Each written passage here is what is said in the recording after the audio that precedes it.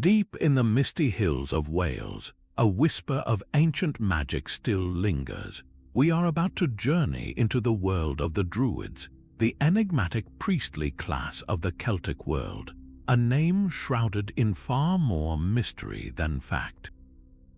You have seen them in fantasy epics, cloaked figures chanting in stone circles, but the truth is far more fascinating and far harder to find. By the end of this exploration, you will understand the real people behind the legend, separating Hollywood myth from archaeological discovery.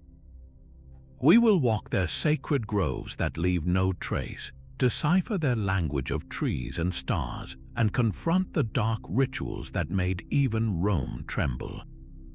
What secrets did these intellectual elites guard so fiercely that they chose to leave almost no written record? How did a simple island become the site of their last desperate stand? The story of B.C. Wales is written not in books but in the landscape itself, waiting to be read. What does it mean to seek wisdom from a world that deliberately hid itself from history? To understand the ancient Druidic mysteries of Wales, we must first clear away 2,000 years of legend. The Druids were not simply priests in robes.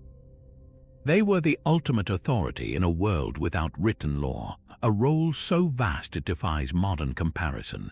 Picture a single person who serves as Supreme Court judge, university professor, political advisor, and spiritual leader all at once.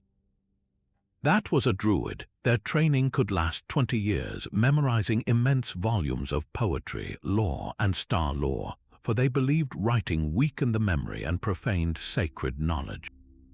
This was an oral tradition of immense power passed mind to mind, so when we ask who they were, we face a profound silence. They left no diaries, no scriptures, no direct voice. Instead, we have two haunting echoes. The first comes from their enemies. Roman generals like Julius Caesar, who fought them, described a class so influential that to defeat the Celtic tribes, Rome had to destroy their Druids first. He wrote of their belief in the soul's immortality, their role in settling disputes, and their terrifying authority to ban individuals from sacrifice, a sentence equivalent to social death. Then we have the later, fragmented memories preserved in medieval Irish myths, stories set in a pagan past but written by Christian monks. These tales speak of Druids as seers and advisors to kings, masters of prophecy who could read the future in the flight of birds or the patterns of clouds. Between the biased fear of the Romans and the romanticized nostalgia of the Irish, the true figure remains just out of focus. In the misty hill forts of pre-Roman Wales, these men and women were the glue of society. They were the living library of the tribe, the negotiators between chieftains, the interpreters of the divine will in a rustling oak grove or a shaft of light on a standing stone. To remove the Druid was to unravel the very fabric of their world. This makes their ultimate fate not just a military conquest, but the silencing of an entire way of seeing the universe. For the Druids, the wild landscape of Wales was not a backdrop, it was the main character. Every mountain, river, and ancient oak was alive with divine presence. The Romans had a term for this belief, genii locorum, the spirits of place. But for the Celts, this was not a philosophical concept, it was daily reality. A spring was not just water, it was the home of a goddess of healing. A grove of trees was not just timber, it was a cathedral. The roaring wind over a mountain pass was the voice of a god. The Druids were the translators of this sacred geography. They were the ones who could listen to it, understand its moods, and convey its will to the people. Take the River Dee in northern Wales. Its Welsh name, Afon Dyfrdwy, holds echoes of its ancient status. It was considered a river of prophecy and magic. Its currents and eddies were read like pages of a book, its waters used in rituals of divination. To ford the Dee at a certain point might seal a king's fate, its waters blessing or condemning a reign. Then there is Snowdonia, Auriri in Welsh, meaning the place of eagles. Its jagged peaks were not just impressive scenery, They were the thrones of deities, piercing the veil between the earthly realm and the other world. A sudden storm rolling off its slopes was a message, a clear sunrise, a blessing. The Druids' role was to interpret these signs. Was the river running unusually high a warning of conflict? Did the pattern of birds fleeing a particular forest indicate an impending raid? They were the bridge between the human community and the animate, spirit-filled world that surrounded it. This deep, sacred connection to the land explains why they built no grand temples of stone. Why would you build a house for a god when the god already lived in the mountain? Their sanctuaries were the natural features themselves. This makes their sacred sites incredibly difficult for archaeologists to find because they are looking for the wrong things. They are looking for structures when they should be listening for echoes in the landscape. A lone, twisted hawthorn on a windswept hill, a bubbling spring in a dark wood, a conspicuously large boulder in a valley, these were the altars. The Druids were the guardians of these invisible temples, knowing the precise rock where offerings should be left, the specific pool where questions could be asked, the exact grove where the veil was thinnest. This worldview sets the stage for everything that follows. When they did shape the land with their own hands, it was not to contain the divine, but to amplify a connection that was already there. This profound connection to the living landscape found its most concentrated expression in a place that leaves no physical trace, the Nemeton. Imagine a clearing deep within an ancient forest, not made by human hands but chosen by them, a natural cathedral defined by a ring of towering oaks. This was the sacred grove, the absolute heart of Druidic power and mystery. Unlike the stone circles of earlier peoples which endure as silent monuments, the Nemeton was an ephemeral sanctuary. It was consecrated space, not constructed space. The Druids did not build altars of rock, they sanctified the very earth and air within that circle of trees. This is precisely why archaeologists have never definitively found one. You cannot excavate a boundary made of sunlight and shadow, or carbon date a ritual performed in a space that reverts to forest the moment it is abandoned. The evidence is not in the soil, but in the persistent memory of the landscape itself, in place names across the Celtic world that still whisper of their presence. Within that hallowed clearing, the entire spectrum of Druidic life unfolded. This is where the 20-year education of a new Druid would take place under the canopy, learning the countless verses of lore and genealogy and astronomy by heart. It was a supreme court where the Druids would arbitrate bloody feuds between chieftains, their judgments carrying the weight of divine authority. And it was, of course, a ritual space where the veil between worlds was considered thin.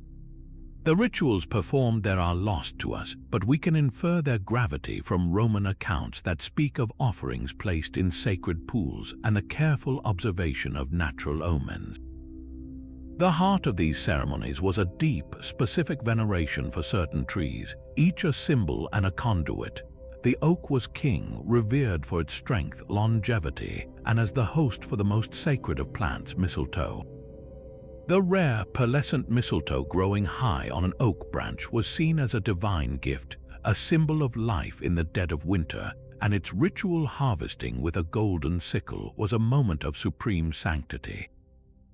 The rowan, or mountain ash, was cherished for its bright red berries, seen as a powerful charm against malevolent spirits. To enter a Nemeton was to walk into a library of living symbols, where every tree, bird call, and shaft of light was part of the sacred text. So we are left with a haunting paradox. The very core of Druidic spiritual life was designed to vanish. Their most important places were meant to be absorbed back into the forest, leaving only the stories that grew from their roots. This intentional ephemerality speaks to a worldview that saw the divine as a process, not a permanent structure, a force that flowed like water and rustled like leaves rather than residing in fixed stone. It raises a compelling question for us today as we walk through a modern forest or past a silent, moss-covered spring. What sacred clearings have we simply forgotten how to see? The legacy of the Nemeton is not a ruin to visit, but a way of seeing to recover, a reminder that the most powerful sanctuaries might be those that leave no mark except on the human soul. But this sacred knowledge had to be recorded somehow, not in books but in memory and in stone. We come to the great puzzle of Druidic literacy, a contradiction that lies at the heart of their mystery. They possessed a written alphabet but seemed to refuse to use it for their most important truths. This was Ogham, often called the Celtic tree alphabet. Picture a series of straight lines and notches carved along the edge of a standing stone, like a cryptic Morse code etched in rock. Each group of lines represented a different letter, and each letter was named for a tree or plant, like Beath for birch or Dur for oak. On the surface, it seems simple, a basic tool for marking territory or memorials, yet its very simplicity is deceptive. The surviving Ogham inscriptions, found mostly in Ireland and later in Wales, are frustratingly brief. They usually just state a name and a father's name, like Finn, son of Cu. They are signatures in stone, not stories, and here is the crucial point: nearly all of them date from after the 4th or 5th century A.D., long after the classical Druids had vanished. So was Ogham a Druidic script? The evidence suggests it may have been a later development, perhaps created by learned men in the early Christian period who were inspired by the old ways, or maybe it was a simplified public form of something the Druids used in secret. Some scholars propose its primary use was not for long texts, but for ritual purposes, a mnemonic device to help a Druid recall vast tracts of memorized lore.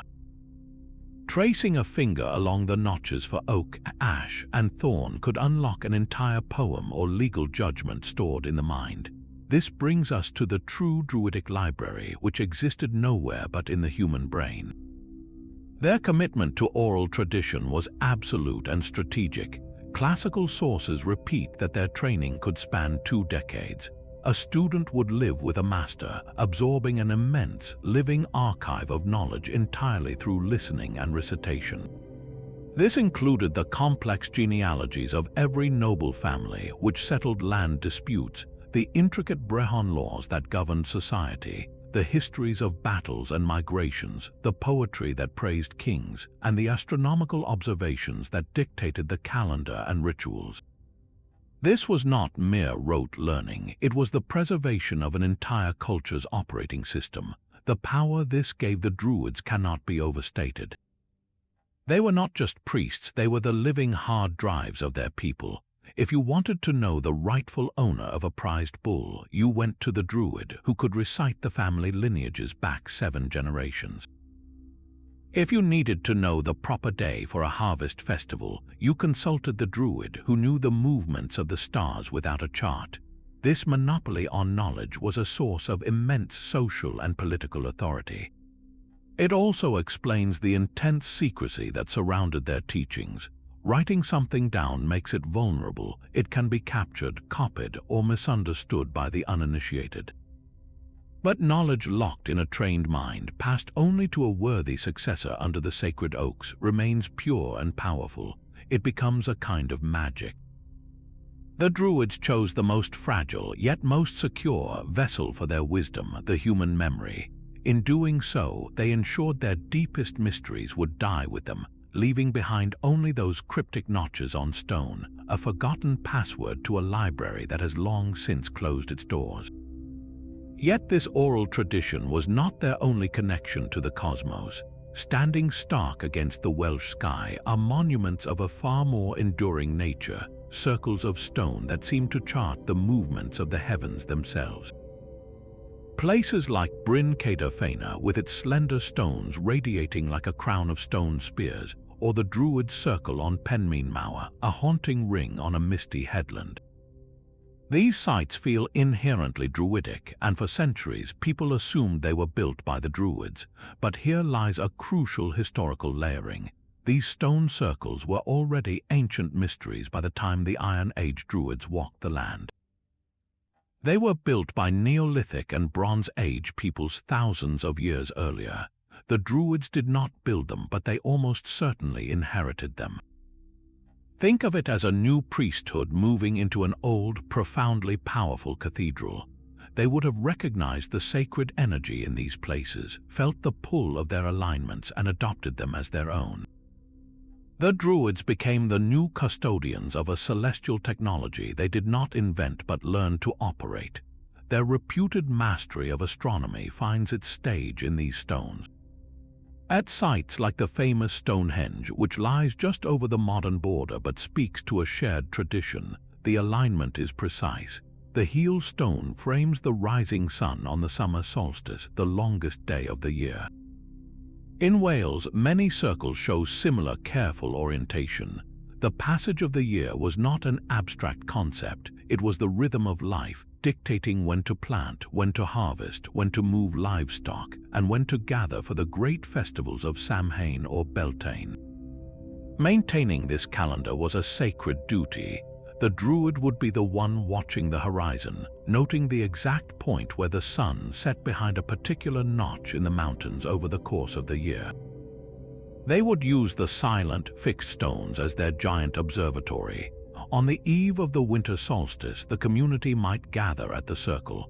As the sun's light, weakened and distant, pierced the gap between two megaliths and struck a central altar stone, the Druid would interpret the sign. The long darkness had reached its peak, the sun was returning, and life would continue. This was not just science, it was a ritual of cosmic reassurance. The stone circle became a bridge between earth and sky, a fixed point in the landscape where the turning of the universe could be witnessed and understood. So while the Druids were not the architects of these monuments, they became their philosophers and priests. They provided the story, the ritual, and the meaning for the massive stone questions left by their ancestors. The circles were the hardware, and the Druids wrote the sacred software that made them work for their people. This deep, astronomical knowledge further cemented their authority, proving they could not only navigate the laws of men and the spirits of the forest, but also the very pathways of the sun and stars. Yet this profound harmony with the cosmos would soon face a force that valued order above all else, the legions of Rome. Their final, violent confrontation unfolded on a windswept island off the coast of northwest Wales, a place known as Llyn or Anglesey. The Roman historian Tacitus, writing decades later, called it the central sanctuary of the Druidic order. By the year 60 AD, it had become something more, a final redoubt. For the Romans, conquering the wild tribes of Wales was a military challenge, but Anglesey represented a different kind of threat. It was the beating heart of the ideology they sought to erase. The island was not just a fortress, it was a university, a supreme court, and the most sacred Nemeton all in one, a place where the resistance was being spiritually fueled. When the Roman governor Suetonius Paulinus led his troops to the Menai Strait, the narrow strip of water separating Anglesey from the mainland, he was met with a scene calculated to freeze the blood of even the most disciplined soldier. On the far shore, a line of warriors stood ready, their weapons gleaming, but in front of them were figures far more terrifying. Tacitus describes black-robed Druid women, their hair wild like fury, running through the ranks, screaming curses and lifting their hands to the sky in imprecations. The air itself seemed hostile, thick with the smoke from their altars and the deafening chants of defiance. This was psychological warfare of the highest order, an attempt to turn the Roman advance with sheer spiritual terror. For a moment it worked. The legionaries stood paralyzed, superstitious fear rooting them to the spot, but discipline and ambition prevailed. The Romans plunged into the strait, swam across with their horses, and the slaughter began. The warriors and their Druidic guardians were cut down, the sacred groves were burned, and the altars were smashed. Why did it have to end here on this particular island? Anglesey was fertile and rich in copper, yes, but its true value was symbolic. It was the last free sanctuary. As Rome swallowed up the Celtic territories of southern Britain, the intellectual and spiritual leadership of the resistance naturally retreated to this remote, defensible island. It likely served as the final, centralized training ground for a new generation of Druids, the last place where the 20-year oral tradition could be passed on without Roman interference. It was, in essence, the spiritual capital of a dying world. The archaeology of Anglesey whispers of this profound significance. At a site called Llyn Cerrig Bach, a peat bog that was once a lake, excavators found a staggering collection of artifacts deliberately thrown into the water over centuries. There were swords, spears, chariot fittings, slave chains, and beautifully crafted metalwork like trumpets and decorated shields. These were not casually lost items, they were ritual deposits, offerings to the gods or spirits of the water. The range and quality of the objects, some from as far away as Ireland, suggest this was a site of pilgrimage and supreme sanctity. People came from across the Celtic world to make offerings here, perhaps seeking the blessing or advice of the Druids who presided over the ceremonies. The lake served as a direct line to the other world, a place where the most valuable possessions of the community could be given to the divine. The destruction of Anglesey was therefore not merely a battlefield victory, it was a targeted cultural annihilation. Rome understood that to truly conquer the Celtic spirit, they had to silence the voices that gave it meaning. The burning of the groves on Mon was the burning of a living library, the end of a lineage of memory that stretched back into the deep, misty past. The silent waters of Llyn Cerrig Bach held a secret for 2,000 years. During the Second World War, as workers expanded an airfield on Anglesey, their shovels struck not earth but metal.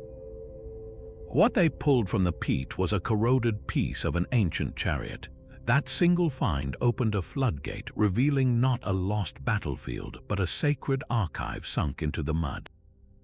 Over the following years, archaeologists recovered a breathtaking collection of objects, all deliberately placed in the lake between 300 B.C. and 100 AD. This was not a hoard hidden for safekeeping, but a continuous, centuries-long conversation with the divine.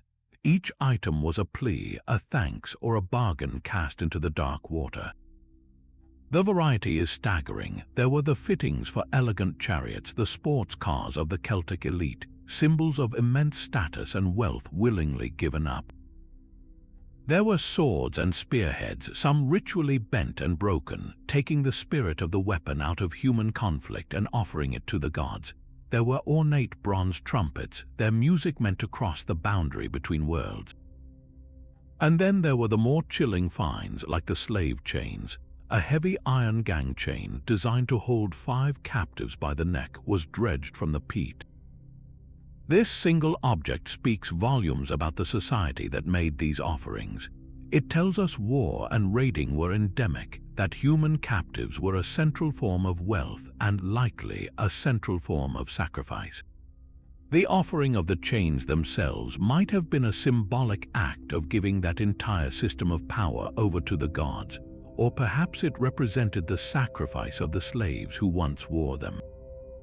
This practice, known as ritual deposition, provides our most tangible link to Druidic-era spirituality. The Druids, as the mediators with the otherworld, would almost certainly have overseen these ceremonies. Imagine the scene on a misty morning. A chieftain, seeking victory in an upcoming raid or giving thanks for a son's survival, approaches the lake's edge. A Druid stands beside him, chanting the appropriate invocations. The prized object, perhaps a beautifully decorated shield or a cauldron used for feasting, is presented. Then, with a heave, it arcs through the air and disappears beneath the still, dark water. The splash is the full stop at the end of the prayer. The lake is not a dumping ground, it is a mailbox to the gods. The sheer duration of the practice, over 400 years, shows this was a deeply entrenched tradition, a stable part of the spiritual landscape right up to the Roman invasion. Llyn Cerrig Bach is therefore a rare and precious window. It bypasses the biased accounts of Roman historians and the romanticized later myths. It shows us the actual physical choices of the people. They offered what they valued most: weapons for power, chains for dominion, and treasures for prestige. In that cold, peaty water, we find not the philosophy of the Druids, but the raw material of their faith, the hopes and fears of a society speaking to a world it believed was listening. The dark waters of Llyn, Cerrig, Bach preserved weapons and chains, but another practice leaves an even more visceral echo in the archaeological record. Across the Celtic world, from France to Wales, a recurring and unsettling theme emerges: the veneration of the human head. To the Romans, this was pure barbarism, a grotesque trophy of war. But the evidence suggests the Celts saw something far more profound in the severed head. It was not merely a symbol of victory, it was a sacred object, a captured soul, and a source of oracular power. Classical writers like the Greek historian Diodorus Siculus report that Celtic warriors would embalm the heads of their most esteemed enemies in cedar oil, keeping them in chests to show off to guests. They describe heads nailed to the gateways of hill forts or dangling from the necks of horses. The archaeological finds confirm this, but with a chilling twist that hints at ritual, not just rage. At a site in southern France, the skulls of warriors were carefully placed in stone niches at the entrance of a sanctuary, their empty eye sockets watching over all who entered. In Wales, discoveries of skulls, sometimes with deliberate post-mortem modifications, suggest they were curated, displayed, and perhaps even spoken to. This moves the practice from the battlefield to the realm of the spiritual. Why this obsession with the head? The Celtic world view likely held that the head was the seat of the soul, the essence of a person's power, wisdom, and life force. By taking the head of a valiant foe, you were not just killing them, you were capturing their spirit, their courage, and their strength. You were preventing their soul from moving on to the other world and instead harnessing its power for your own community. This is where the Druids enter the shadowy picture.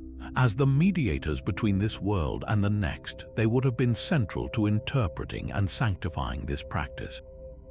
A Druid might have performed rituals over a captured head, seeking to placate the spirit within or to compel it to speak. There are hints in later Irish myths of heads that retain the power of speech after death, offering prophecies or warnings. The Druid could have been the one to listen, to decipher the messages from this grisly oracle. The display of heads at a hill fort entrance then served a dual purpose. It was a stark warning to enemies, yes, but it was also a spiritual fortification. The captured souls of powerful warriors now acted as guardians, their presence magically strengthening the walls they once sought to breach. So was it veneration or terror? The answer is both. It was a practice born from the brutal realities of tribal warfare, but framed by a spiritual logic that saw the human head as a container of supernatural force. The Druids provided that logic, transforming an act of violence into a ritual of power, ensuring that even in death, a worthy enemy's spirit was put to work. This belief forces us to confront a complex duality in the Druidic world, a seamless blend of profound philosophical depth and stark physical brutality, all rooted in an unshakable belief that the soul was a tangible thing that could be seen, held, and even controlled. That belief in a soul that could be captured finds its ultimate reversal in another powerful vessel, the cauldron. If the severed head trapped a spirit, the cauldron promised its release and renewal. Across Celtic myth, the cauldron is not a cooking pot, but a magical artifact of transformation. In Welsh legend, there is the Pear Dadani, the cauldron of rebirth. It was said that dead warriors placed inside would emerge alive again, though stripped of their speech. This was not a fairy tale, but a profound metaphor for a core Druidic concept, the cyclical nature of existence, where death was merely a passage to a new form of life. This mythic symbol finds a stunning echo in a real archaeological treasure, the Gundestrup cauldron. Discovered in a Danish peat bog, this magnificent silver vessel, crafted in the 1st century B.C., is covered in intricate, mysterious imagery. One of its inner panels shows a line of warriors and a giant figure immersing a much smaller, seemingly dead man into a cauldron. The visual parallel to the Welsh myth is uncanny. While the cauldron itself was likely made in the Balkans, its iconography speaks a Celtic spiritual language, suggesting these stories and symbols were shared across the Druidic world. So what was the real-world purpose of such sacred cauldrons? They operated on multiple levels. At the most basic, a large bronze cauldron was a centerpiece of the communal feast, a symbol of a chieftain's generosity and power. But in the hands of the Druids it transformed. It could be used to brew sacred beverages, perhaps infused with hallucinogenic herbs like henbane or meadowsweet. These potions were not for recreation but for ritual travel, to induce trance states that allowed the druid or the seer to journey to the other world and bring back visions or prophecies. The cauldron then became a portal. Imagine a ceremony on a dark night, perhaps during Samhain, when the veil between worlds was thin. A great cauldron sits over a fire, its contents steaming with a potent brew. The participants, guided by the druid, might drink from it, entering an altered state of consciousness. In their visions, they could experience symbolic death and rebirth, emerging with a renewed sense of purpose or a glimpse of the future. The cauldron ritual blurred the line between story and practice. By enacting the myth of the pair Dadani, even symbolically, participants internalized its message that endings are beginnings and that from the dark vessel of the unknown, new life always stirs. The cauldron was the womb of the other world, a tool for the Druids to make the cycle of regeneration not just a belief but a felt communal experience. The mistletoe, a plant without roots growing high in the sacred oak, became the ultimate symbol of Druidic power. Our most vivid description of a specific ritual comes not from a Celtic source, but from a curious Roman scholar named Pliny the Elder. Writing in the 1st century AD, he recorded a ceremony so strange and precise it has defined the Druids in the popular imagination ever since. He describes a scene of profound solemnity. On the 6th day of the moon, a white-robed Druid would climb a massive, revered oak tree. In his hand was not an iron blade, but a golden sickle. With great care, he would cut the rare pearl-white mistletoe growing from the oak's bark, letting it fall onto a pure white cloak held out below. On the ground, 2 white bulls waited. As the sacred plant was caught, the bulls were sacrificed in thanksgiving. Every detail of this account is loaded with symbolic weight, a code we can try to decipher. The oak we already know, the king of the forest, a symbol of endurance and divine presence. The mistletoe is the true mystery. It is a parasite, yet it stays green and bears its white berries in the dead of winter when the mighty oak itself stands bare. It represented life emerging from death, a magical, self-sustaining force that seemed to defy nature's laws. Cutting it with gold, a metal that does not tarnish or corrupt, emphasized the ritual's purity, ensuring the sacred plant was not profaned by common iron. The white bulls and the white robes signify unblemished offerings, a blank canvas for divine power. The timing on the 6th day of the moon ties the act to the celestial calendar, a moment when lunar power was thought to be at a specific peak. But how much of this is accurate? Pliny was a collector of wonders, not an eyewitness. He likely compiled this story from second-hand reports, possibly from soldiers or administrators in Roman Gaul. His account is filtered through a Roman lens, one that viewed such foreign rites as fascinating examples of barbarian magic. It may be an idealized or even a romanticized version of a real practice. Yet, even if the specifics are stylized, the core truth it captures is profound. It perfectly encapsulates the Druidic worldview, their intense focus on specific, powerful flora, and their belief in conducting rituals at the precise intersection of celestial timing and terrestrial sacredness. The ceremony is a snapshot of their philosophy, a belief that the most potent magic existed in the relationships between things, the moon and the plant, the gold and the oak, the ritual and the season.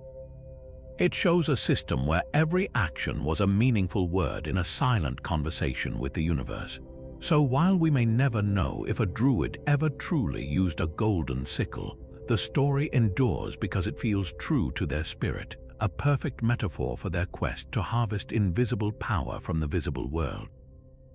This profound belief in the soul's journey brings us to the most disturbing and debated aspect of Druidic practice, the question of human sacrifice. The classical sources are explicit and horrifying. Julius Caesar, in his commentaries on the Gallic War, writes that the Gauls, and by implication their Druids, believed the life of a human being was the most acceptable sacrifice to the gods. He describes a method so chilling it has burned itself into Western folklore, the Wicker Man. Caesar claims the Celts constructed colossal effigies from woven wood, filling the hollow limbs and torso with living men, women, and even animals, then setting the entire structure ablaze as an offering. Other Roman historians, like Strabo, add further grim details, speaking of auguries performed by stabbing a victim in the back and divining the future from their death spasms, or of individuals being shot with arrows as a form of ritual execution. These accounts are undeniably sensational, designed to shock a Roman audience and paint the Celts as monstrous barbarians in need of civilizing conquest. So we must ask, is this history or hateful propaganda? The sobering truth likely lies somewhere in the gruesome middle. While Roman writers had every motive to exaggerate, archaeology provides unsettling corroboration. The most famous case is that of Llyn, discovered in a Cheshire peat bog in England in the 1980s. This young man from the Iron Age did not die peacefully. His last moments were a ritualized sequence of violence. He was struck on the head, garroted with a sinew cord that broke his neck, and his throat was cut. His stomach contents revealed a final meal of charred bread, possibly a ritual offering. He was then placed face down in a bog, a landscape the Celts saw as a gateway to the other world. Llyn was not a victim of casual murder. His death was a ceremony. Similar bog bodies across northern Europe show patterns of overkill and careful placement, suggesting these were offerings to gods of fertility or the underworld. Their bodies returned to the earth in exchange for its bounty. So human sacrifice did occur, but its scale and frequency are impossible to know. Was it a common public spectacle or a rare, desperate act reserved for times of extreme crisis like plague, famine, or imminent invasion? The reasons behind it, as interpreted by the Druids who would have sanctioned it, were likely complex.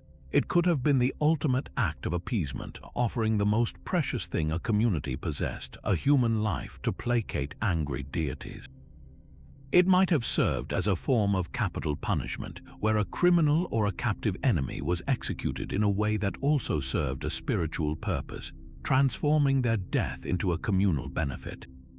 Or it could have been an act of sacred theater, a terrifying demonstration of the Druids' power to mediate life and death, reinforcing the social order through awe and dread.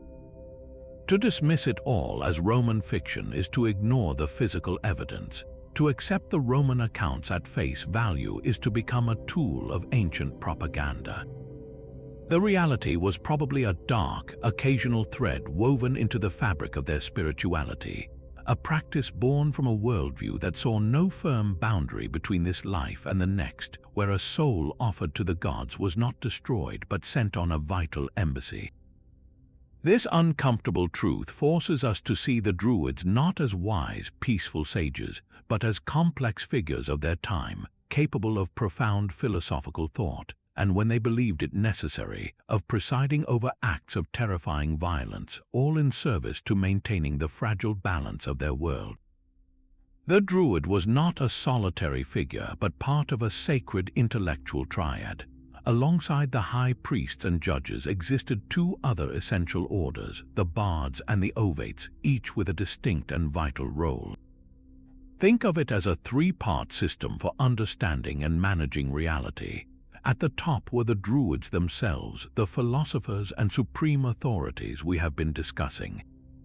But they relied on the other two branches for the raw material and the spiritual intelligence upon which to base their judgments. The bards were the living memory of the tribe. They were not merely entertainers, they were master poets, genealogists, and musicians. Their training was as rigorous as a Druid's, requiring them to memorize thousands of lines of verse that contain the tribe's history, laws, and the heroic deeds of ancestors. A bard's performance was more than a song, it was a reinforcement of identity. At a chieftain's feast, the bard would recite a lineage connecting the present ruler to mythical founders, thereby legitimizing his right to lead. Their words had power, capable of satirizing an enemy into social exile or praising a patron into legendary status. Then there were the Ovates, the most mystical of the three. They were the seers and healers, the specialists in direct contact with the otherworld. While the Druid interpreted the law, the Ovate interpreted the omens. They were the ones reading the future in the flight of birds, the patterns of entrails, or the shapes of clouds. They practiced herbal medicine, understanding the properties of plants for both physical healing and spiritual journeying. In many ways, the Ovate worked with the immediate, flowing energy of the natural world, while the bard preserved the long story of the people, and the Druid synthesized both into the structure of society. This triad created a complete intellectual and spiritual ecosystem. It was the Ovate who might have identified the sacred mistletoe in the oak, the bard who composed the chant for its harvesting, and the Druid who performed the golden sickle ritual itself. Of these three, only one branch found a way to survive the Roman conquest and even the coming of Christianity. In Wales, the bardic tradition did not just endure, it evolved into a formalized institution that lasted for centuries. The medieval Welsh bards, competing in great Eisteddfodau or festivals of poetry and music, were the direct, though changed, descendants of their Iron Age predecessors. They no longer served a pagan priesthood, but they preserved the ancient core function, memorizing and performing the genealogies of Welsh princes, the histories of battles, and the deep lore of the landscape. In poems like those found in the Book of Taliesin, we hear faint, distorted echoes of much older Druidic concepts, tales of magical cauldrons and shape-shifting, all now framed within a Christian context but pulsating with a pre-Christian heartbeat. The bard became the bridge, carrying shattered fragments of the Druidic world across the chasm of history, embedding them in a new culture so they would not be completely lost. This spiritual ecosystem managed relationships with a world crowded with divine presences. Yet if you walked into a Druidic grove, you would have seen no statues gazing back at you. The Celts of Wales likely forbade idols, a practice that left their gods without faces. This presents our greatest challenge in understanding their religion. How do you reconstruct a pantheon that was never carved in stone? The answer is written in the land itself and in the faint echoes of names preserved by the Romans. Across Wales, later Roman inscriptions and ancient place names reveal a fluid, local family of deities. There was Maponos, the divine youth, a god of music and youth whose name lingers in the river Modat. At the hot springs in Bath, just over the border, the Celts worshipped Sulis, a goddess of healing waters and curses, whom the Romans seamlessly merged with their own Minerva. And then there were the Matters, the mother goddesses, often depicted as a triad of seated women holding baskets of fruit, symbols of fertility, the land, and tribal protection. These were not all powerful, distant Olympians ruling from the sky. They were gods of function and place, a god of the forge for the blacksmith, a goddess of the river for the fisherman, a trio of mothers for the farmer sowing his field. The Druid did not serve these deities by polishing their stone faces, but by performing the correct rituals at the correct location. Their role was that of a divine diplomat, maintaining a careful treaty with a vast, often temperamental spirit world. This is the heart of animism, the belief that everything in nature possesses a spirit or a consciousness. The spring had a spirit, the oldest oak tree had a spirit, the mountain pass had a spirit. The Druids' daily work involved knowing all their names, their preferences, and their moods. Was the spring spirit angry because someone polluted its waters, causing a drought? A ritual of apology and offering, overseen by the Druid, would be required. Was the tribe moving its herds through a forest for the first time? The Druid would negotiate safe passage with the spirit of that wood, perhaps leaving an offering of ale or the first cut of meat. This made their religion intensely practical and deeply local. Your village's most important god might be the spirit of the local hill, unknown to the tribe in the next valley. The Druid was the one who knew how to speak to it. This explains the sheer number of Celtic god names we have, hundreds of them, most attached to a single location or tribe. It was a religion of relationships, not of dogma. The power of the Druid came from their unparalleled knowledge of this invisible social network, an understanding that kept the community in balance with the living world around them. So we are left with a pantheon of whispers. We have the names but not the faces. We have the places but not the prayers. The gods of the Druids were felt in the warmth of a therapeutic spring, seen in the bounty of a harvest, and heard in the wind through a sacred grove. They were experiences to be managed, not images to be worshipped, making their ancient faith one of the most intimate and elusive the world has ever known. The ability to speak with the gods gave the Druids a power even more immediate than law or history, the power to see what was coming. As seers and diviners, they acted as the antennae of their people, scanning the natural world for signals from the other world. This was not magic in the wand-waving sense, but a rigorous observational science of the unseen. Every ripple in the ordinary held potential meaning. The most common method, known as augury, involved the meticulous observation of bird flight. A Druid would designate a sacred space, a templum in the sky, and watch the paths of ravens, eagles, or crows. The direction from which the birds came, their speed, their formation, even their cries, were all pieces of a celestial puzzle. A flock suddenly scattering to the north might warn of an attack from that direction. The solitary flight of a hawk over a chieftain's hall could be interpreted as a sign of his impending isolation or his unique destiny. This practice required a lifetime of study, a deep familiarity with normal animal behavior to recognize the abnormal. Beyond the birds, the very entrails of the world could be read. In a practice called haruspice, a sacrificial animal, often a sheep or a bull, would be offered. The Druid would carefully examine its liver, lungs, and heart. The size, shape, color, and any markings or imperfections on these organs were believed to be a direct message from the gods, a map of the future written in flesh.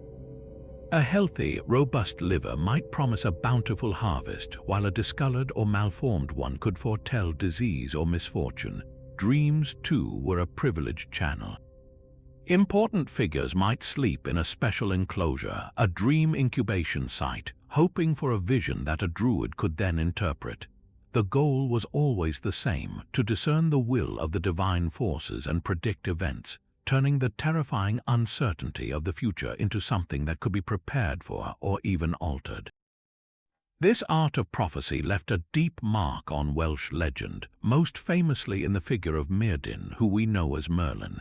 In the earliest Welsh stories, Merlin is not the wise old advisor of King Arthur's court. He is a wild man driven mad by the horror of battle who flees into the forest of Celyn. There, in his insanity, he gains the gift of prophecy, speaking cryptic poems about the future. This archetype, the seer who gains insight through a break with ordinary society, through a direct immersion in the untamed natural world, feels like a distant, mythic echo of the Druidic vocation.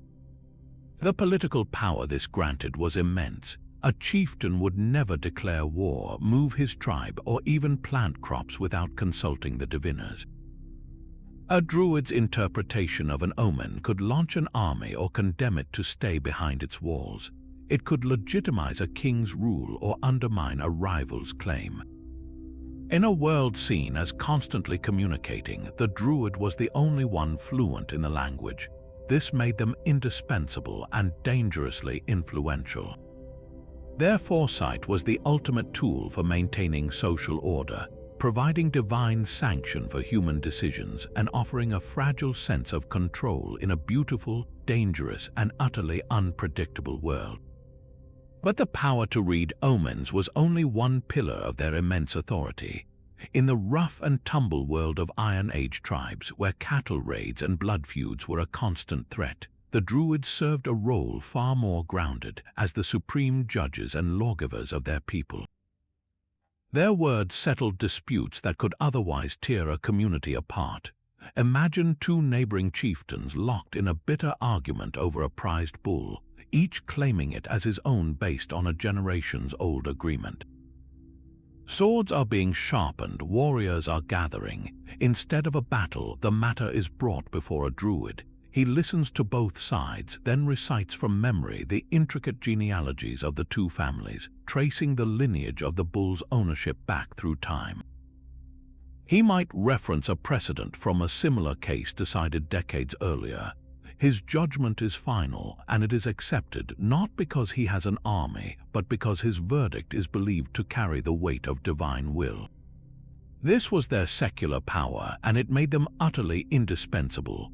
They administered a complex oral legal system, similar to the later Brehon laws of Ireland, which covered everything from property rights and contracts to compensation for injuries, known as honor prices.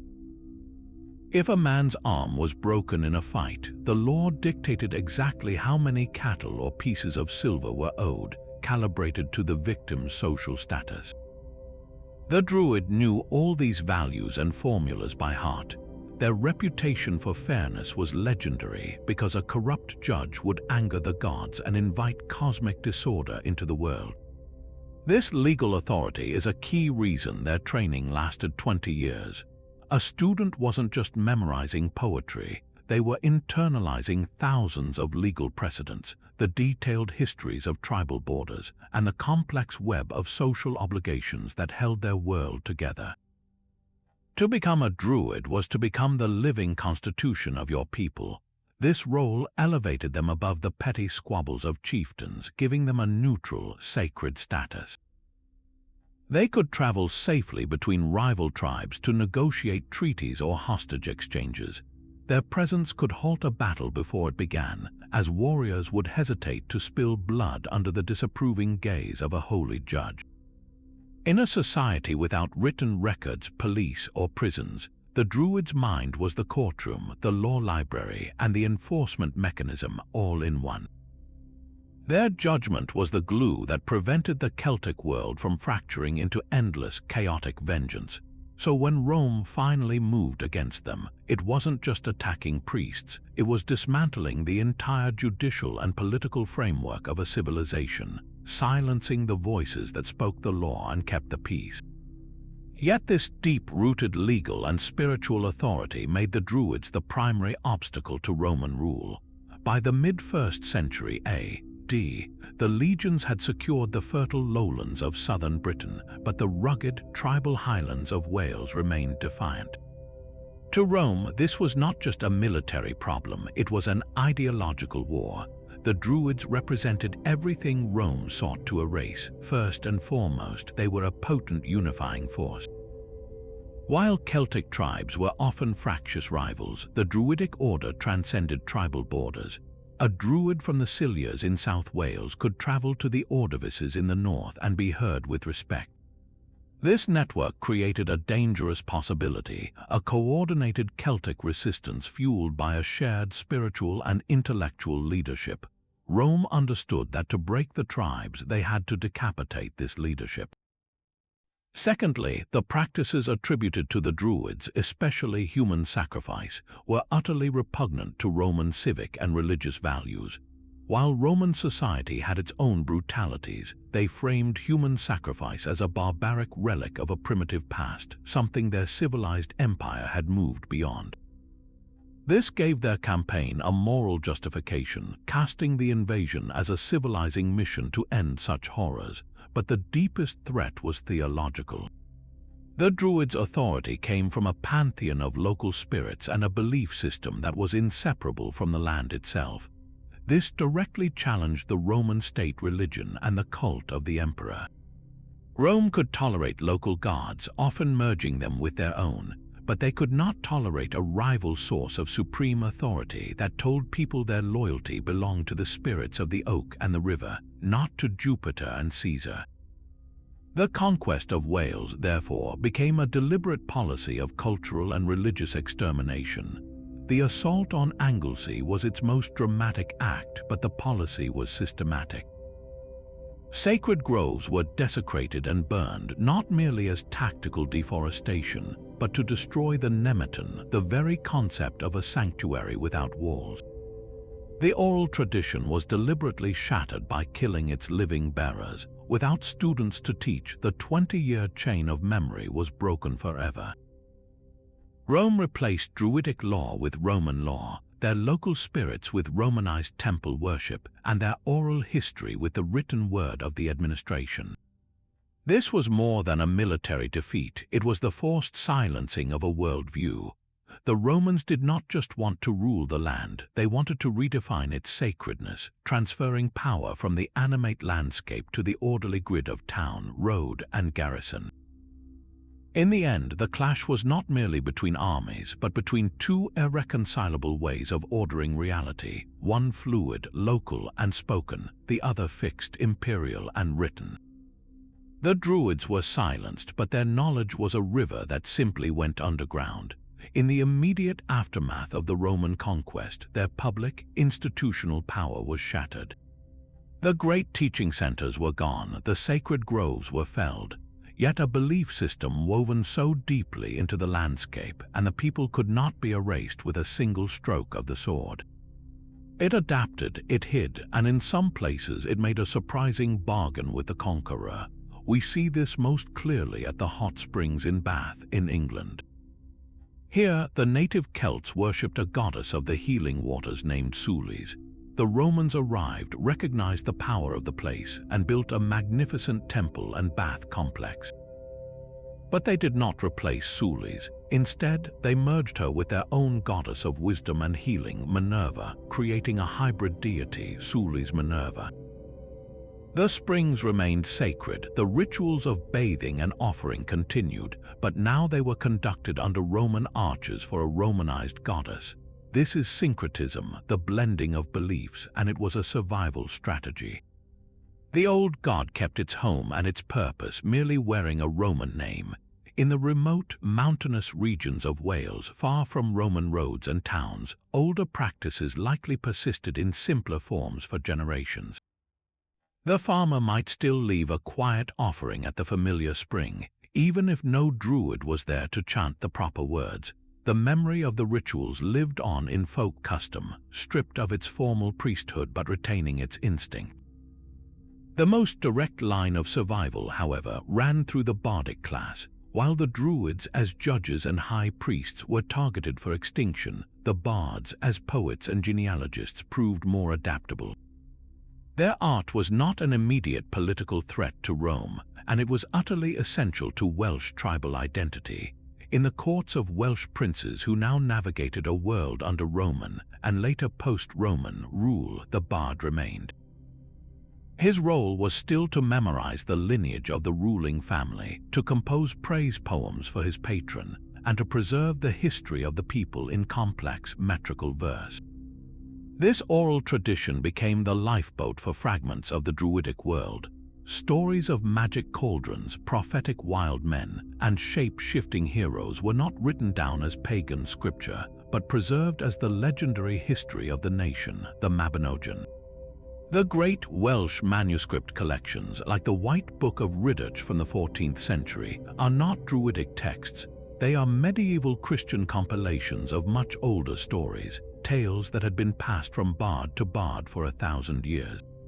Within them, we find characters like Taliesin, who undergoes a mystical rebirth from a grain of wisdom, or the enchantress Cerrig and her cauldron of inspiration. These are echoes, not recordings, but they pulse with a pre-Christian understanding of transformation and sacred knowledge. Perhaps the most profound transformation occurred within the new faith itself. When early Christian missionaries came to Wales, they faced a landscape already dense with holiness. Their brilliant strategy was not to destroy these sacred sites, but to baptize them. A healing spring once dedicated to a Celtic goddess would be rededicated to a saint, often Saint Mary or a local Welsh holy figure like Saint Winifred. The well would still be visited for its curative powers, but now a cross would stand above it, and prayers would be offered to a Christian intercessor. The physical place of power remained, its spiritual function continued, but its name and its theological framework changed. The old Druid, the mediator with the spirit of the spring, was replaced by the saint, the mediator with God. In this way, the very geography of Wales became a parchment where the new faith was written over the old without ever fully erasing it. The Druids did not survive as an order, but countless pieces of their world did, absorbed like nutrients into the roots of a new tree, giving Welsh Christianity a distinct mystical character found nowhere else. Their legacy became a whisper in a saint's legend, a strange symbol in a medieval poem, and a sense of awe that still clings to an ancient well hidden in the woods. That mythologized version of the Celtic world found its most famous vessel in a single, enigmatic name, Merlin. The wizard of King Arthur's court with his long beard and pointed hat is a global icon, but his roots are buried deep in the soil of Wales. To find the real Merlin, we must strip away the medieval French romances and travel back to the dark forests of early Welsh poetry. There, we meet a very different figure, Myrddin Wyllt, Merlin the Wild. He is not a wise advisor in a castle, but a madman living among the beasts. In the oldest stories, Myrddin is a warrior or a bard who witnesses the horrific bloodshed of a great battle. The trauma shatters his mind, and he flees into the forest of Celadon, living naked, eating roots and berries, and gaining the gift of prophecy in his madness. He speaks in riddling poems, foretelling the fates of kings and the fall of kingdoms from his lonely woodland exile. This archetype, the wild prophet, is a powerful echo. It mirrors the description of the Druidic ovate, the seer who operated at the edges of society, deeply attuned to the natural world and the messages it carried. Myrddin's madness is not an illness but a conduit, a break from human reason that allows him to hear the voices of the wind and the animals. He is a figure of raw, untamed vision, much like the early seers who might have performed their auguries in sacred groves far from the tribe's settlement. So how did this tormented wild man become the courtly Merlin? The transformation began with the blending of stories. Early Welsh writers, perhaps drawing on even older folklore, began to merge the figure of Myrddin Wyllt with another archetype, that of the prophetic child. Tales emerged of a boy named Ambrosius who displays supernatural wisdom. These two strands, the wild forest seer and the wondrous youth, were woven together by later authors like Geoffrey of Monmouth in the 12th century. In his History of the Kings of Britain, Geoffrey Latinized Myrddin to Merlinus and placed him as a central, magical advisor to kings, first Vortigern and then Arthur. This new Merlin retained his prophetic power but lost his madness, becoming a controlled political operator. The forest wild man was civilized and brought indoors. This evolution makes Merlin a fascinating cultural fossil. He is likely not a direct memory of a specific historical druid, but rather a folk memory of the druidic function, the role of the seer and advisor, repackaged for a new age. The Arthurian legends, as they grew, became a vast tapestry where the old Celtic world could be safely remembered. The stories are set in a vague, post-Roman Britain, a twilight time perfect for myth. Within them, we find druidic symbols everywhere but softened and made magical. The sacred cauldron becomes the Holy Grail. The concept of a sovereignty goddess tied to the land transforms into the Lady of the Lake. The idea of a heroic band serving a chosen leader echoes the warrior bands of Celtic chieftains. The entire Arthurian cycle can be seen as a grand, nostalgic vessel, a way for medieval Wales to preserve the spirit of its ancestral past while living under a very different Christian present. Merlin stands at the center of this as the ultimate hybrid, a Christian-era wizard whose deepest powers, prophecy, shape-shifting, and speaking with animals feel pulled directly from the world of the Ovates and Druids. He is the Bridge, a fictional character who keeps the echo of a very real and long-silenced voice alive. Centuries after the last Druid fell silent, a new voice began to speak for the Oaks. The modern Druidry we see today is not a direct continuation, but a powerful reimagining, born from a deep longing for connection that the ancient world seemed to possess. Its seeds were planted in the 18th and 19th centuries, an era of romanticism and antiquarian fascination. As industrialization began to reshape the British landscape, intellectuals looked back with nostalgia to what they imagined was a purer, more mystical past. Groups like the Ancient Order of Druids, founded in London in 1781, emerged from this cultural moment. They were fraternal societies more akin to the Freemasons, inspired by the classical image of the Druid as a wise philosopher of nature. Their ceremonies were inventive, drawing on the few classical descriptions and a great deal of poetic license, creating robes, rituals, and a sense of lineage that was heartfelt, if historically invented. This revival was less about recreating an Iron Age priesthood and more about filling a spiritual void left by the modern world. The modern Druidic movement, which has evolved into diverse spiritual paths today, is typically eclectic and deeply nature-based. It draws inspiration from Celtic mythology, a reverence for the natural world, and often incorporates elements from other pagan and ecological traditions. Its core is a sense of sacred connection to the earth, a principle that resonates with the ancient Druids' animistic worldview, even if the practices are entirely new. You can witness this living tradition in powerful, symbolic gatherings. At Stonehenge each summer solstice, modern Druids, pagans, and seekers gather to greet the sunrise, enacting a ceremony that links them to the cycles their ancestors marked, even if those ancestors were not the monument's builders. In Wales, the National Eisteddfod, a festival of poetry and music, maintains a beautiful ritual from the Revival era. Each year, a gorsedd of bards dressed in ceremonial robes presides over the crowning of the bardic chair, a practice instituted in the 1790s. It is a potent piece of invented tradition that has become real, a celebration of Welsh language and identity that consciously taps into the aura of its ancient intellectual class. This is the Druids' most enduring legacy, not as a specific historical figure, but as a timeless symbol. They have become an icon of Welsh heritage, a representation of an intrinsic bond with the land, of wisdom that comes from listening to the wind and the water. The modern Druid, whether a spiritual practitioner or a cultural symbol, carries forward that essential question: how do we live in a sacred relationship with the world around us? It is a question first whispered in the Nemetons of Wales, and one we are still learning to answer. So the modern search for the Druids is a detective story with the evidence deliberately erased.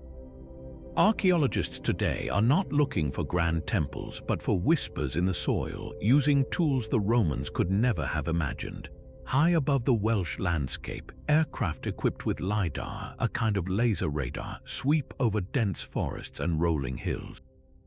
This technology strips away the vegetation, revealing the ghostly outlines of ancient life hidden for centuries. It shows the subtle bumps and depressions of long-lost hill forts, the faint tracks of ceremonial pathways, and the layouts of settlements that never made it into the history books. These digital maps allow researchers to see the sacred geography the Druids would have known, understanding how ritual sites related to farming land, water sources, and defensive positions in a way never before possible. On the ground, the science becomes even more intimate. Take isotopic analysis of human bones. By studying the chemical signatures locked in teeth and skeletons, scientists can now determine where a person grew up, what they ate, and even if they traveled great distances during their lifetime. A skeleton found in a Welsh cave might reveal, through its isotopes, that the individual spent their childhood on the coast of Ireland. This transforms a lone burial into a story of migration, perhaps of a Druidic student traveling to study, or a hostage exchange between tribes under a Druid-negotiated treaty. Old museum collections are being re-examined with fresh eyes. That box of animal bones excavated from a hill fort ditch 50 years ago might now be analyzed for cut marks, revealing patterns of ritual feasting versus everyday meals. A seemingly ordinary piece of pottery might, under microscopic scrutiny, show traces of a hallucinogenic brew, pointing to its use in an ovate's vision quest. Current excavations across Wales focus on these nuanced questions. At Castle Henleys in Pembrokeshire, a reconstructed Iron Age fort is also an active research site, where experiments in ancient farming and building techniques help archaeologists understand the daily rhythm of life in a Druid-led community. In the Llyn range, surveys are meticulously plotting the relationship between hill forts and ancient trackways, tracing the possible routes of Druidic judges moving between tribes. The breakthrough moments are often small but profound. The discovery of a ritual pit carefully dug and filled with selected animal bones, a broken quern stone, and a single human finger bone speaks volumes. It tells of a deliberate, symbolic act, a closing offering when a house was abandoned, likely overseen by a spiritual specialist to ensure safe passage for the inhabitants and to appease the spirits of the location. An inscribed artifact, even a single word in Latin or a cryptic symbol on a piece of jewelry, can hint at the complex interplay between native belief and Roman influence in the decades after conquest. Each of these finds is a fragment of a vast, lost mosaic. The frustration is part of the process, for the Druids' world was designed to leave minimal trace. Their halls were built of timber and thatch, their altars were living trees, their scriptures were spoken breath. To search for them is to look for the shadow of a ghost.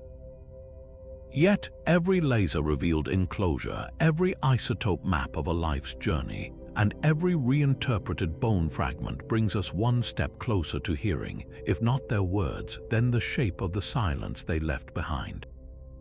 Perhaps the most profound artifact left by the Druids is not an object but a sound, a living language. Modern Welsh, spoken today, is a direct descendant of the Brythonic tongue that would have echoed through those sacred groves. This means the very syllables used to discuss the weather or buy groceries are, in their ancient form, the same sounds that once chanted laws, recited genealogies, and called upon the gods. The language itself is a palimpsest, and within its structure and vocabulary, we can find faint but undeniable traces of a pre-Roman worldview. Consider the enduring power of place names. The name for Wales in Welsh is Cymru, meaning land of the fellow countrymen, but older names for the land are more revealing. The poetic name for Britain found in early Welsh literature is Ynys Prydain, the island of Britain. But Prydain is thought to derive from a Celtic root meaning to cut or shape, possibly referring to the people as the tattooed ones, a practice classical writers noted among the Celts. More locally, rivers hold their ancient identities. The River Dee, Afon Dyfrdwy, still carries the echo of its divine status, its name linked to a goddess of water and prophecy. The name Snowdonia Eryri likely comes from Ura, meaning eagle, designating it as the high place of the eagles, a fitting throne for sky deities. These are not just labels, they are frozen fragments of a sacred geography, where naming a place was an act of recognition, of acknowledging the spirit that resided there. The language preserves conceptual words that feel pulled from a Druidic context. A word like on is central to Welsh poetic tradition. It means inspiration, specifically a flowing, divine inspiration that descends upon a bard or a prophet. It is the breath of the otherworld, the force that fueled the seers and poets of old. While now used in Christian and artistic contexts, its roots stretch back to a time when such inspiration was seen as a literal gift from the gods, channeled by the ovates and bards. Another word is Cynefin, which has no direct English equivalent. It describes that deep, instinctive sense of place, the relationship between a person, a community, and their natural habitat, the feeling of belonging to a particular landscape. This concept is the very essence of the Druidic connection to the land. the understanding that identity was woven from the local soil, streams, and seasons. The survival of Welsh is a miracle of cultural endurance. It withstood the pressure of Roman Latin, the influx of Anglo-Saxon, the dominance of Norman French, and centuries of political marginalization. That it persists is a testament to the stubborn strength of the identity it carries. Every time a modern speaker uses a word like Nant for stream or Myned for mountain, they are phonetically recreating the world as the Druids saw it, a world alive with specific named spirits. When a poet speaks of receiving on, they are touching the same intangible force that the ancient seers sought.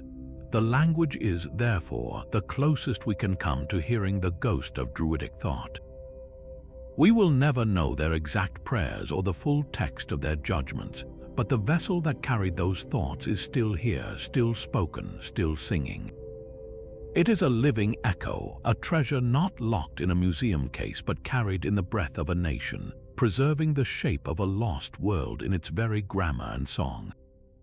The ancient landscape holds its secrets close, and for all our modern tools and insights, some doors remain firmly locked.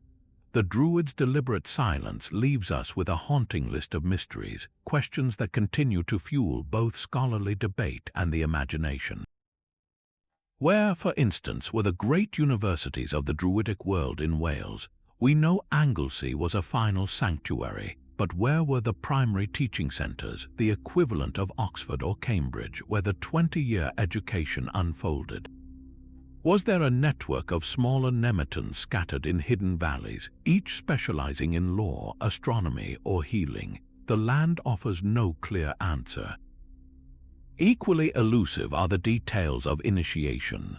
What did a young person actually experience to cross the threshold into the order? Was it a solitary vigil in the forest, a test of memory under pressure, or a ritualized symbolic death and rebirth, perhaps involving the sacred cauldron?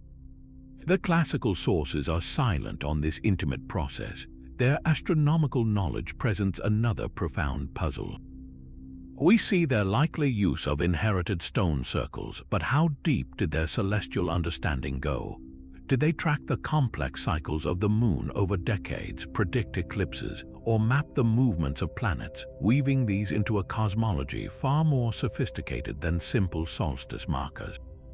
Without their star charts or observing logs, we can only guess at the true scale of their sky lore. Perhaps the most tantalizing mystery lies within Wallace's own literary treasure, the 4 branches of the Mabinogi. These medieval tales are filled with magic cauldrons, enchanted forests, and shape-shifting heroes. How much of this is pure fantasy, and how much is a disguised vessel for older Druidic philosophy? When the character P-Will trades places with the king of the otherworld, is that a remnant of a sovereignty ritual? Is the magical potion that causes forgetfulness in one story a distant echo of a ritual brew?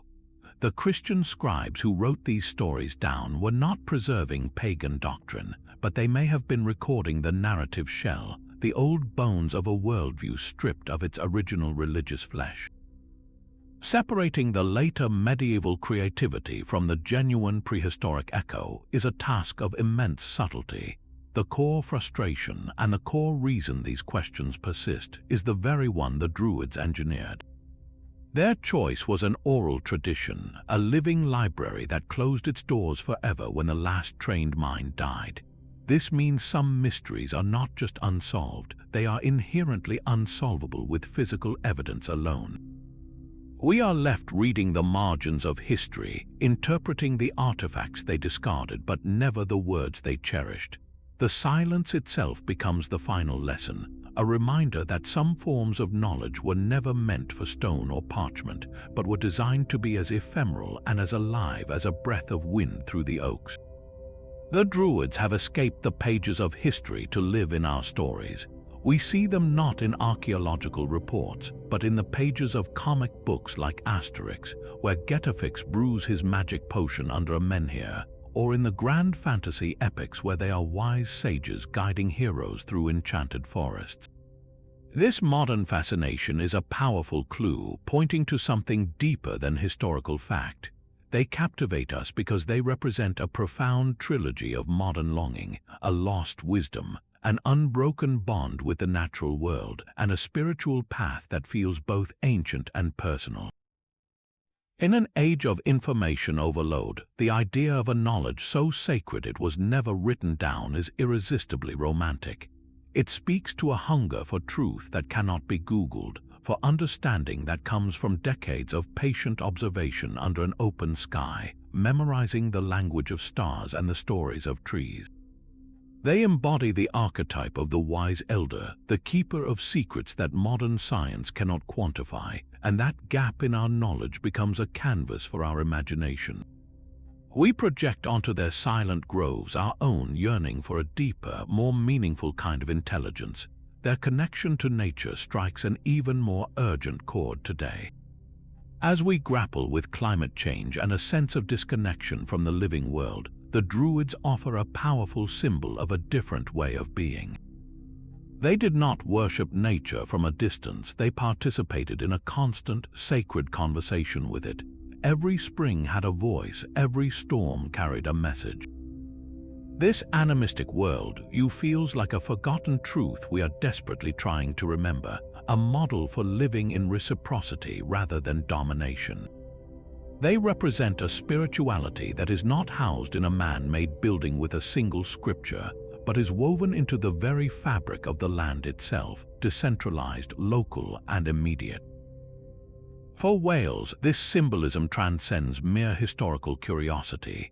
The Druids have become a potent emblem of cultural identity and resilience.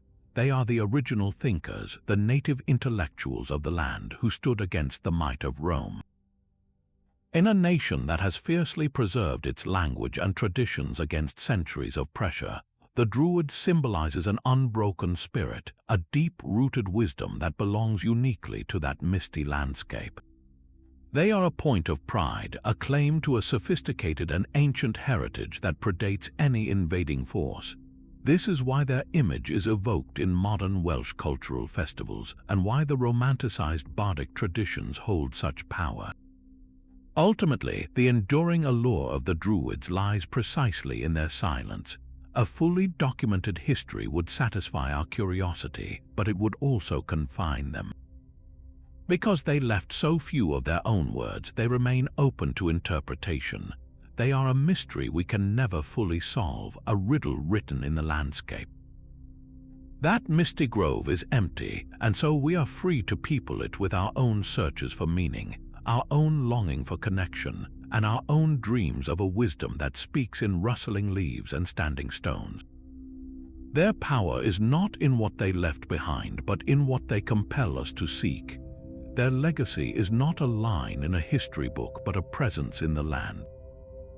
From the sacred groves that left no footprint to the final, defiant stand on Anglesey, the Druids of B.C. Wales shaped a civilization. They were not primitive sorcerers, but the philosophers, judges, and astronomers of their people, a sophisticated intellectual class who held the cosmos, the law, and the divine in a single, memorized tradition. Their world was one of profound connection, where every oak and river was a living scripture, and their role was to read it aloud for their tribe. We may never hear their specific chants or know the full depth of their star lore, for they chose a silence that even Rome could not completely break. Yet their true monument was never built of stone. It is the landscape of Wales itself. It is in the silent circles that still catch the solstice sun, in the river names that murmur old prayers, and in the wild tales of the Mabinogion where their symbols found refuge. Their story ends not with a period, but with an ellipsis written in mist and memory. So the next time you see a photograph of those green, rolling hills, or stand before a lone standing stone on a windswept moor, look with new eyes. Listen past the wind. In the quiet spaces between the modern world, you might just sense the echo of a different way of knowing, a world that still whispers its ancient Druidic mysteries to anyone